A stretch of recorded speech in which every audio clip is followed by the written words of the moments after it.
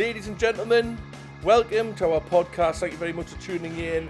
On Saturday the 26th of June, our little indie night goes live. We have a special guest DJ set from Joe Talbot from Idols. It's all going to be happening at Time Out Social Club. Doors are 7 p.m. and it's strictly limited to 125 tickets. If you want one of those 125 tickets, you go to wegottickets.com. That is wegottickets.com and search for Our Little Indie Night. It'll come straight up. Get your tickets, don't miss out, and I hope you enjoy the podcast. Okay, hello everybody, welcome to OLIN TV. It's our absolute pleasure to be here chatting with Peter Hooton, the frontman of iconic Liverpool band The Form. How are you, Peter? Welcome to the show. I'm okay, yeah. Hello. I'm okay. Good, nice one, Not Peter. too bad. Can't complain. We've got a bit of snow outside. We've got a bit of snow outside, yeah. So we're pleased that we're inside. And I did have a coffee at one point, but Neil's persuaded us to pick up a beer. So yeah. I was thinking why that, not? I didn't want to reinforce the stereotypes, you know. No, but go and grab yourself one if you want one, you know. I've got a cup of tea here. That'll do me. No wrong with a cup of tea. No wrong with a cup of tea. No Get straight into it then. Cliftonville from Belfast. All right, nice okay. one. Nice one, man. Cool. So yeah, we'll get cracking then. Here at OLIN TV, Peter, we'll get straight to the history. We'll talk about what got you into music. Tell us about your background, what you were like growing up.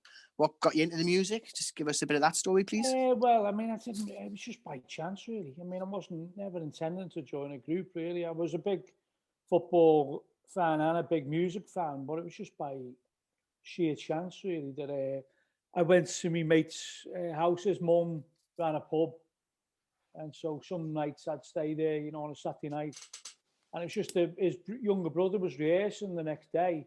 You know, and they used to have between 2 and 5 on a Sunday. They used to shut, didn't they? Remember, in case we lost the First World War or something. I don't know, but it was some mad licensing laws from the First World War period. So the pub emptied, and I just heard this music. I said, "Who's that?" I said, "Oh, that's our kid. He's got a group." I said, "He's got a group? What are you on about?" Because I didn't, didn't see him as the type who'd join a band. And I said, "Oh yeah, they just have a mess around." So I went in, and I was doing the end fanzine at the time, you know. So I thought it was I got a bit of self-confidence, out of doing that probably. And he didn't have a singer. So I said, "I'll have a go." And it was simple as that. Now, there was a couple of long-haired chaps in the group, the Trugs, we used to call them, in Liverpool.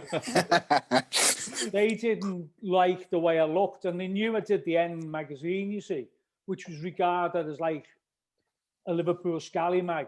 So they would have hated that culture, They would have hated, the street culture of that, So a couple of them were saying, no. But a couple of the bands wanted to do another rehearsal with me, And I said, all right, I'll have a go. So I did.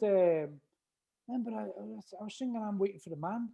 And it's a pretty hard song to sing, but I was doing that and did a couple of Bowie numbers. And one of them said, "Oh, yeah, run me up that later in the night." He said, "I want to join a band, with you. I want to start a band with you." And so that's how it started, really. It wasn't any great scheme plan. I'd been in the school production of Oliver. Right. Was that your only stage experience before that? I didn't want to be in it. Honestly. But it was based on the Lionel Bart one, So it was a big thing in the school. And the music teacher used to have auditions and that. And I got, it looked like I was going to get the lead part, and I didn't want the lead part. But thankfully, the lad who got the lead part, he was a bit of a teacher's pet, and he had blonde hair like the film Lionel Bart, Oliver. So he got it. Not that he was a better singer than me. I'm not having that at all. But I ended up in the warehouse. I was one of the ones singing "Food, Glorious Food," and he ended up Bacon Gang. So it was a lot more glamorous than being Oliver. I would have hated to be Oliver, honestly. When he got the part, I was absolutely made up, because I thought, you've got to learn all these lines, and then you've got to perform in front of all the parents and that. And, there's a real pressure on you, isn't there, as a 11, 12-year-old kid and that. So I was just happy to be in the background in the workhouse, you know. Yeah, I was always one of the ones who was in the back row of the choir. With a stick John at the back there. Yeah. So Peter, from the workhouse then, where was your first gig in the band? Do you remember what was happening in Liverpool at the time? I mean, yeah, it was mass unemployment. I was a youth worker at the time. But I was a youth worker when I was a youth club. I don't know if you know, it was like street workers in Liverpool, you know. So we were given an estate and just said, get on with it. You know, that's your estate, get on with it. So I was a youth worker, and that's how the end started, really, you know. And so I just remember when it was, you know, when we were rehearsing, you know, I was a youth worker in the daytime, but in the nighttime, we didn't rehearse a lot. We rehearsed maybe once or twice a week. And the group originally was called The Excitements. All right. And then because we were going to rehearse in a farm all the time, we just used to say, oh, we're going down the farm, you know, we're going down to the farm. And nice. In fact, the guitarist, Steve Grimes, it was his girlfriend's farm, you know, it was her mum and dad's farm, you know. But it was like it's hard to describe, but it was like a hippie commune. Even though the mum and dad weren't hippies, they were open arms to everyone. So we're saying, you here in the barn, you're going to, we owe you anything for the electricity? Oh, no, forget about that. You know, it's okay. And everyone was welcome there. So it was like, it was just, you know, it was a very, very unusual setup to be racing. But when we did our first John Peel session, well, the first gig we did, a lot of my mates come who read the end, and they were all like lads who went to matches, you know. Yeah. And I thought, if we can do 5 or 6 songs without them taking the piss out of us, it's a massive success, you know. Yeah.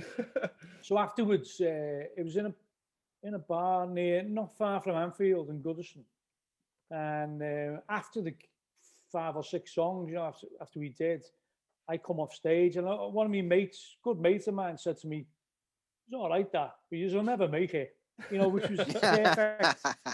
You know, the perfect riposte, really. But the very fact that people weren't laughing in the corner and before it meant that it was a success, because I knew so many cynics and piss takers that, you know, I thought, well, maybe there's something in this, you know. So we did start to build up a bit of a reputation, but we could never get a John Peel session. Now, John Peel loved the end, but he said, I can't give you the session until you start getting good reviews in the NME and the Sound and the Melody Maker. So the very first review we got, we played in a place called Matthew Street, which was where the Cavern was. Yeah, very. It was like it was opposite where the Cavern used to be, but it was downstairs. It was a crowded little venue, sweat coming off the wall. So it was probably a bit like the Cavern used to be. And we probably only did about 7 songs at that one, but we got a great review from it. So Peel gave us our session then. And that really took us from the farm where we used to rehearse to be able to afford a rehearsal room in Liverpool city centre. And that's when all the trouble started. Like, as you know, you've already touched on your work on the End magazine, but we're just discussing earlier on about a question that we wanted to ask you. And obviously, football and music go hand in hand. So can you tell us a bit more about your involvement in football? Because we know you're a big Liverpool fan, and obviously you've got the End magazine, and how that all came about. Yeah, well, I used to go to the matches, obviously, and the laughs we used to have were just brilliant, you know. And I've been a best man at 2 of my mates' weddings, and my speech at the first one was an absolute disaster because it was a mixed marriage, and a mixed marriage in Liverpool was a Protestant family and a Catholic family. So I was just doing all jokes about the Pope, even though I was a Catholic. But they weren't going down well because the Catholics didn't like it. And the Protestants thought I was taking the piss out of them. So it didn't go down well. But anyway, by my second best man speech, I was getting better. But on my third, it was quite funny because it was a really good mate of mine, and I knew lots of funny stories about him. And at the end of it, in the reception, he said, "Peter, you should write all this down, you know, because it's funny. It's observational humour. There were no jokes, and I've never told a joke in my life. Excuse me. It was observational humour. So I wanted to do a magazine after he said that, really. He encouraged me to put some of the thoughts down. So the thing about the end was it was an observation about what was happening in Liverpool. So it was music and football, but we never ever put a joke in it ever. It was all just taking the piss out of every sacred cow there was in Liverpool. Everyone got it. DJs, you know, Cilla Black, Jimmy Tarbuck. This was before though. I mean, they're like ridiculed now. Yeah. But at the time they weren't. You know, it was like we knew our audience. So the end was like it was just all tongue in cheek. We didn't take ourselves seriously, and you know, it was a good laugh. And it was just observing things that happened when we went to football matches and observing. Everything was about a character. So everyone now is like on Twitter and Facebook, aren't they? Yeah. Coming out with the thoughts. But you know, in those days, that's a bit of an effort to do a magazine. You had to get it laid out. You had to print it up and sell it. So I remember a few people saying, "Oh, no one will buy that at the match. People don't buy things like that. That's a rag mag thing." I said, "No, there's no jokes in it. It's not like a rag mag. So is that where you were selling them, Peter, at the match? Yeah, at the match mainly, and a few independent record shops. Cool. HMV in Liverpool used to sell like 1,000 copies or something. Wow. But the first few editions were hard to sell. You know, and they were hard because no one knew what it was. But as soon as you start mentioning the things people could relate to, we were doing pub guides, and club guides, you know, taking the piss out of the pubs and clubs that we all went to. So that's what people liked about it, because it was about their life, really, you know. Yeah. Sounds good. Yeah. So one of the farm songs altogether now, it's synonymous with football, and it's always on every time there's any major football tournament. Can you tell us a bit about the writing process for that song, and if you remember the recording of it? Yeah, it was an original song called No Man's Land that was an early farm song. See, when I first started writing music or writing lyrics, this Excitements band, they already had their own songs, and they had songs like Rules of the Game, Rule 1, you get your, you know, it was all like that, and Say You Love Me, all that type of thing. I said to the songwriters, I can't fucking sing these songs. They don't mean anything to me. I can't put my heart and soul into them. So my first song I wrote was, I think, called Violent Playground, which was based on, you know, there was a film in Liverpool called Violent Playground. Oh, okay. Stanley Baker was in it. It was about a gang from London or whatever. But it's the famous Liverpool film because they filmed it in the tenement blocks, you know. And another song I wrote was called No Man's Land. It was because I'd read about the First World War truce, but it was also after Michael Foot had allegedly wore a donkey jacket at the cenotaph. And all the right-wing press were up in arms. How dare he? You know, it's a disgrace, you know. But he'd been set up by the right wing of the Labour Party, I think. Yeah. And a right-wing Labour Party MP had tipped off the Daily Mail and said, it's disrespectful, he's wearing a donkey jacket, you know. In the end, it came out in his memoirs that it was a car coat from Harrods, which cost about £1,000. And the Queen Mother complimented him on it. But I was so angry about this, you know, how dare they, you know, because the cenotaph, it was one of those occasions. I was thinking the people who died in the First World War wouldn't be bothered about what he was wearing as long as he was commemorating it. Yeah. So it made me angry. So I read up about the truce, and then when I read about it, I wanted to be like keep on mentioning it. And I thought the song was important, you know, but it had 6 verses in it. When we went to record it a few years later with SUGGS, he said, Peter, you'll have to lose some of the verses because you can't make a pop song with, you know, it's more like a Genesis concept album. Can't make a pop song what's about 25 minutes long. Yeah. I mean, No Man's Land was a lot longer. So because it was SUGGS who was producing it, I went, all right then, yeah. So I kept the first 2 verses. You just do, don't you? Go on, crack on, SUGGS. Kept the first 2 verses and then wrote the 3rd verse, same old story again. You know, there was another 4 verses all about Kitchener having to go to the House of Parliament to just explain why no one was fighting on the Western Front. And it caused a political uproar, really, because it was on, I think it was on January the 11th, the front page of the Daily Mirror was a brilliant photograph of all the Germans and British troops together in no man's land. So it took like 2 weeks for the news and photographs to get back. So there was uproar in Parliament. Why are they fraternising with the enemy, you know, and all that, you know? But I just thought it was an act of humanity and what was regarded as, by, you know, 99% of historians as a futile war, you know. Yeah, I mean, like I say, that's one of my favourite songs. Not just my favourite football song; it's one of my favourite songs. And you know, every time an international tournament comes around or something like that, it's always first on the playlist, and we've got it blasting down at Wimbledon. Well, it's got a life of its own, really, because it's being used by lots of football people. But during COVID, you know, during the COVID thing, South America have adopted it as their COVID response, you know. Oh, that's amazing. Which is unbelievable for, you know, I mean, someone out the blue just got in touch and said, can we use it for the COVID response, you know? And so we see on Spotify now and again, you get Argentina and our listening on Spotify, it's like London's always #1 because of the population. And then it's Sao Paulo and Rio de Janeiro and Buenos Aires, you know. Wow. So well, we released sorry, Pierre, we released a Christmas song, didn't we, to raise money for a local homeless shelter. Just Christmas has gone there, and we put ours on Spotify, and we did quite well in the iTunes charts. Did all right? You got the charts and that. It's mad. When you look at the territories, it was like most of them were like from, well, obviously Newcastle. It was from Sunderland, and I was like, why are these fuckers listen to it? What song?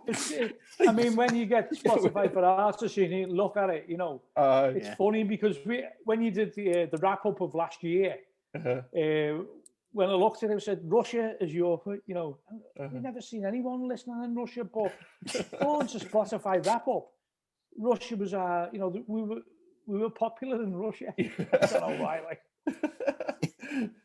I mean, so obviously Altogether Now was brilliant, but have you got any like real standout memories from being in the farm, like any crazy stories or greatest achievements or anything like that? There's so many stories. I mean, we went on tours with Big Audio Dynamite in America. Oh wow, it was crazy. But you know, when we were recording Spartacus, it's the 30th anniversary in a few weeks. But when we were recording that in 1990. September, October, November 1990.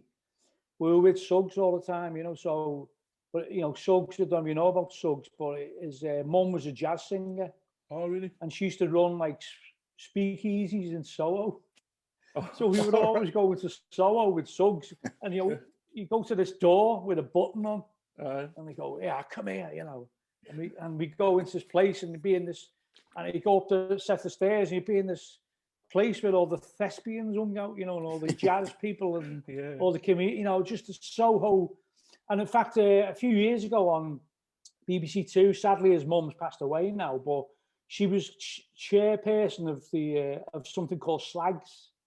It was featured on BBC Two, and it used to meet above the French House in Soho, which is a famous pub, you know.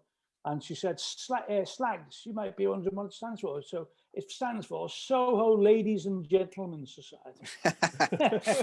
And she was a real character, you know. So every time we went, she ran a bar called the Troy Bar in just behind Oxford Street. So Troy Bar, yeah.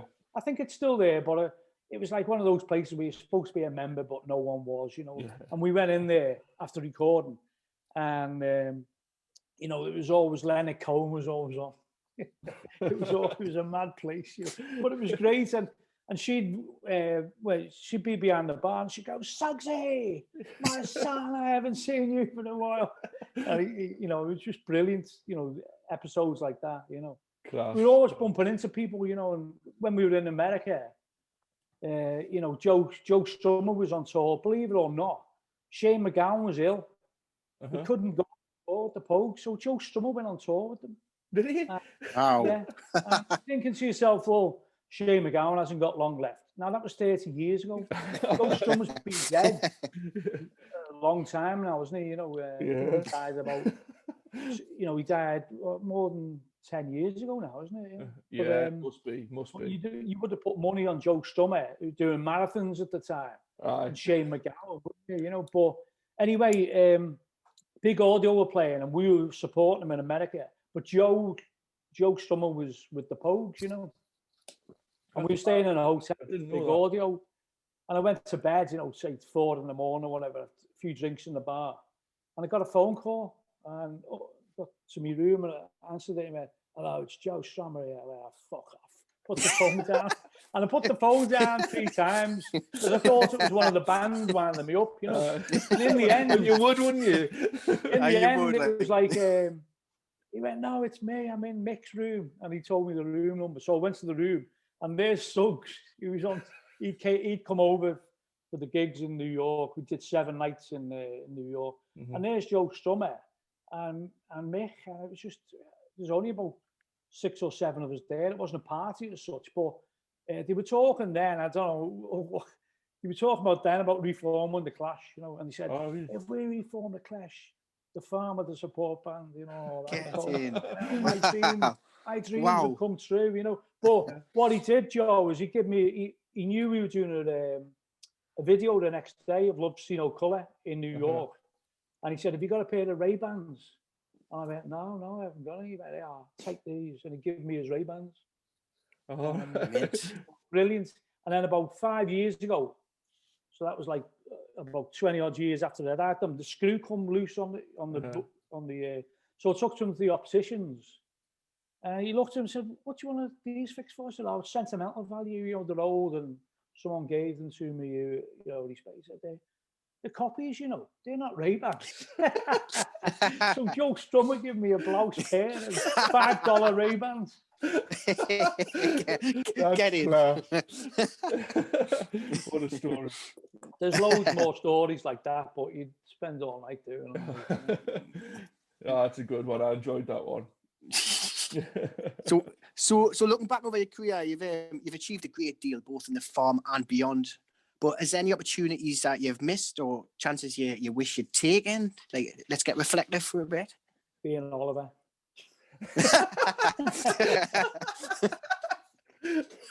No, I tell you what, yeah, there is one. Actually, there's 2. A group called The Real People. Yeah. We know The Real People. We know them, yeah. And they said, we're rehearsing with this band on the Dock Road. And he said, they love the farm. They're basing the whole image on your image, you know. I said, well, he said, they're perfect for a support band for you. And we were doing a big tour, you see, later on that year. It was already sold out. I said, we've already got a support band. They were called Top. And Top were a great band, you know, but anyway, we knocked them back, and that was Oasis. I knew that was coming. And the other time was about the same time, because we just signed our record company to Sony. It was like a blueprint for creation. Yeah. Because as an independent, the record companies couldn't understand how we were selling so many records, because independents had never done that. Because when you look at factory records, and they were independent, but they were distributed by a major. So they had the distribution of a major record company. We were purely independent. And I always remember Bill Drummond at KLF ringing up the office and going, who's behind this? You know, ringing up, who's behind it? You know, they go, what are you on about, mate? And the lads who ran it were basically just lads who smoked pot all day. They'd had no experience of the record company, but one of them was the grandson of the Moores family who run Littlewoods Pools. So he had the money. And the person behind it really was Kevin Sampson, our manager. He was like the Malcolm McLaren of it. He put it all together, really. So he was the person behind it. But Bill Drummond was convinced it was someone like Tony Wilson or, you know, someone like that who had loads of experience. Music industry, you know. But the only other time, a big regret was someone called James Barton came to us. And he said, I'm starting this club up in Liverpool. Can I lend some money, or do you want to join and be on the board? And we thought, everyone's asking us for money. We've just done a massive deal with Sony, you know, for a lot of money. So everyone knew that in Liverpool. So everyone was coming with some fucking mad ideas, you know. Thought we were like Apple, you know. We had to move the office from Liverpool city centre over to Birkenhead, where the manager was from originally. Yeah. We had to move to stop the door knockers, basically. Coming in with I've got this idea, you know, all right, yeah. Just lend us 20 grand and, you know, but anyway, the fella who asked us to invest in his club was James Barton, who you might know from Cream. Oh, right. Wow. So that's another big regret. So, Peter, we always like to ask our guests about any new music that they're listening to. So, do you know of any new bands what you might want to turn us on to, or who should be listening to at all? Well, yeah, I mean, you know, there's a group from Liverpool who remind me very much of the Farm, really, and that's called Red Rum Club. Yeah, fair we enough. love Red Rum Club. They're very good. You know, they're a gang basically, and they do what they like, and I don't think they'll change for anyone really. And you know, when you see them live, it's really sad that, you know, with COVID, they haven't been able to play live because they've had stuff out and can't really promote it, because they're the type of band who can go around and promote it, you know. Yeah. So so like them. I love the stuff that the Coral do all the time, you know. Yeah. We'll love the Great band. We've got a new album coming out soon, I think. I think I've seen something on Facebook. Yeah. So I'm looking forward to that one. They're just so understated. Yeah. It's like, it's a tip, but it's not understated for a reason. You know, they're not doing it as a marketing tool. They just, that's the way they are, I think. You know? It's authentic. Yeah. Yeah. And, you know, just listen. I mean, I listen to a lot of podcasts now. Yeah. As much when I'm walking the dog at night in my daily exercise, I listen to Brazilian Shape podcast. Okay. The Time Machine. I'll have to get you the names, the proper names, because I can't remember them. But they are brilliant, you know. But Brazilian Shape Name podcast, which is Tim Vickery from you know, the South American expert. Yeah, right. He's on a lot, you know, and Jolton Adebayo, who's on Radio 5 at night. Okay. The late night slot. Then there's also Top Flight Time Machine. You ever listen to that? No, I haven't. I never heard that one. Tell you what you could do, Peter. If after the call, obviously, if you could just send us the names of them on Twitter, and I'll put all the links in the bio. That'd be good. I will do. So it's things like that I listen to. In terms of new music, I don't know. There's, you know, I like loads of stuff, but I still go back to, you know, the classics. You know, the Flash and the Jam. That's exactly it. I mean, we've been DJing throughout lockdown for different charities and things like that. And well, I would say we've raised £14,000, but the people watching have raised £14,000 by donating to our streams. And I always try to get a few like the newer bands in there, but you just always go back to the classics, don't you?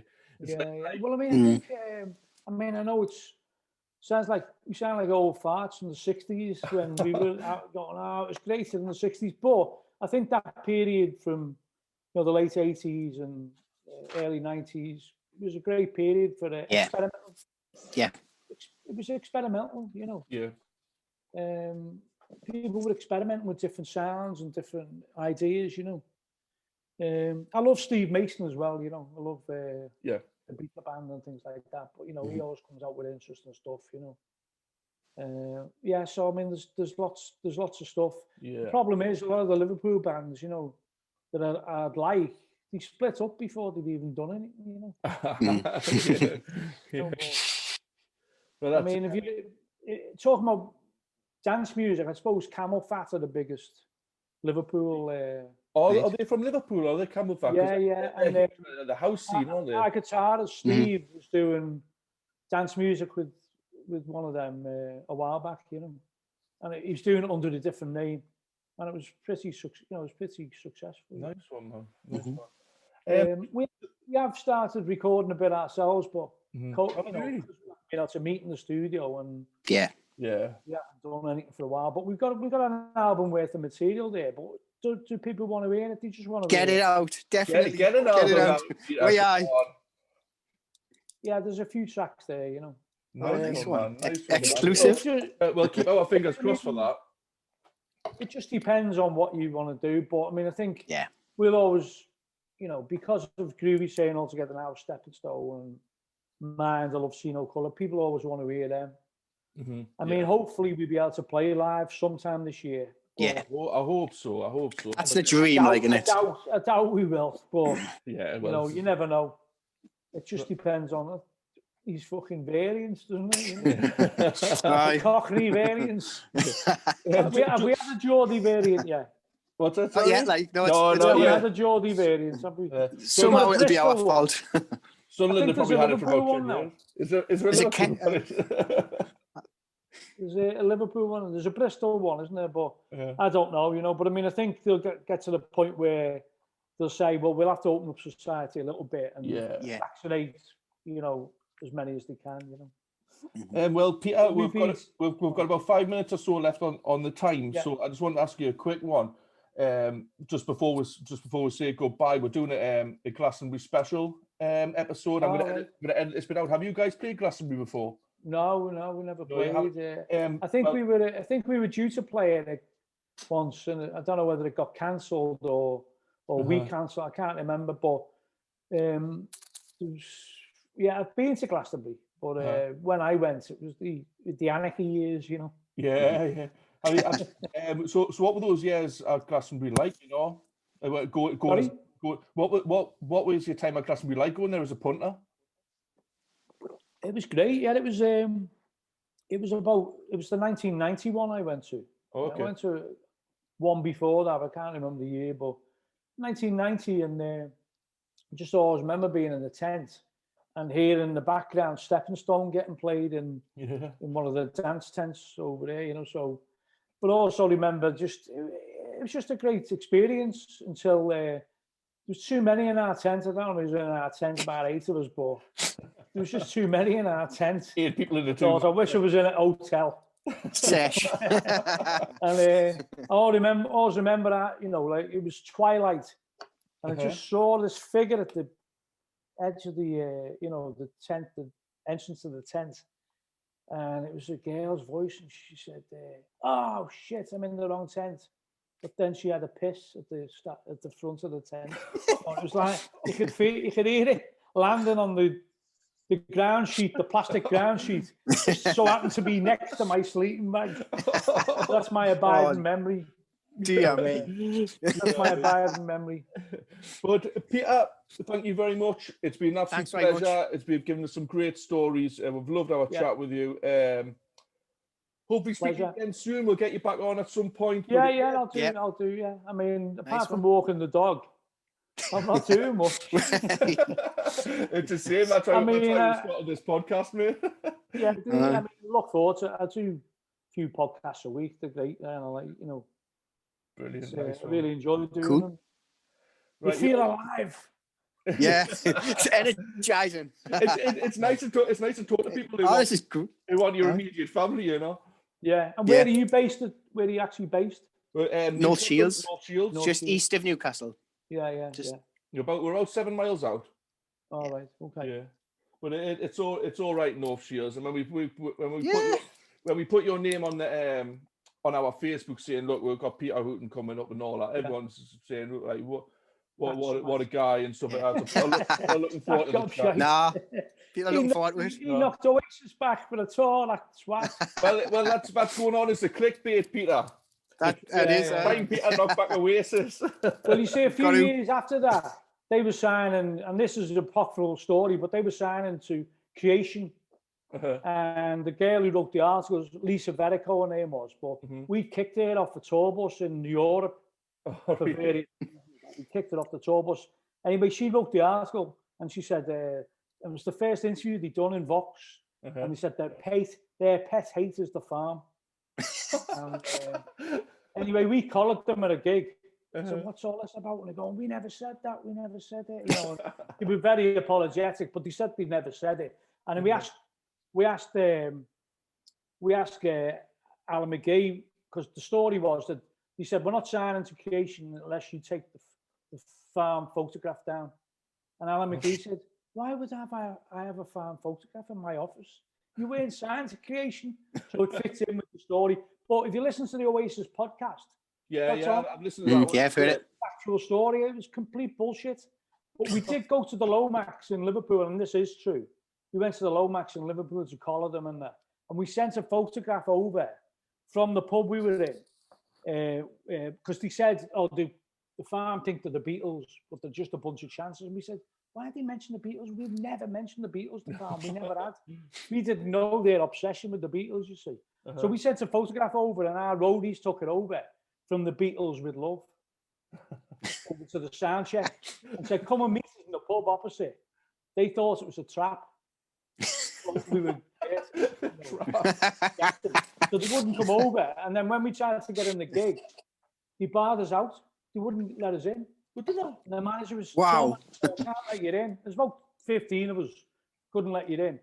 But the manager of the bar had said, anytime you're in town, like, just come in, you're on the guest list for any gig. Nice one. So after about an hour, he got us in, and we enjoyed the gig. Some of us talked to them. Some of us talked to them at the bar, but some of the manager of the group and the drummer waited outside for them, and it became a bit of a standoff, you know.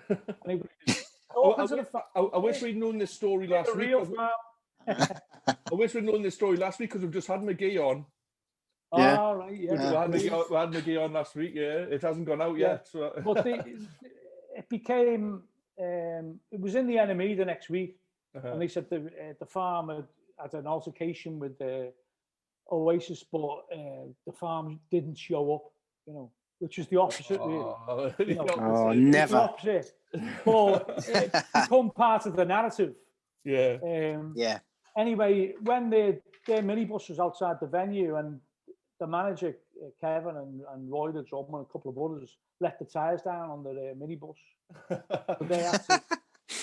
They were saying, we've been talking to the farm, and they had been talking to me and Steve and Carl and Keith. But they were saying, that's not the real farm. We're the real farm. It was like a bit of a... It was funny, but obviously they'll never ever mention that, because it doesn't fit in with the hard. Of course. It was funny, and we had made friends. And the thing about Noel Gallagher, he did the Dockers benefit a few years later. Every time I've seen him, he's been all right. Yeah. Nice one. Well, Peter, we've got less than a minute it's saying, but that once again, thank you very much. Nice one. Thank you very much. OLIN TV. It's problem. been brilliant. We've really enjoyed it, but take care, mate, and I'll speak to you soon, all right? Yep. Stay safe. See you later. Cheers, man. Bye-bye. See you now. Bye.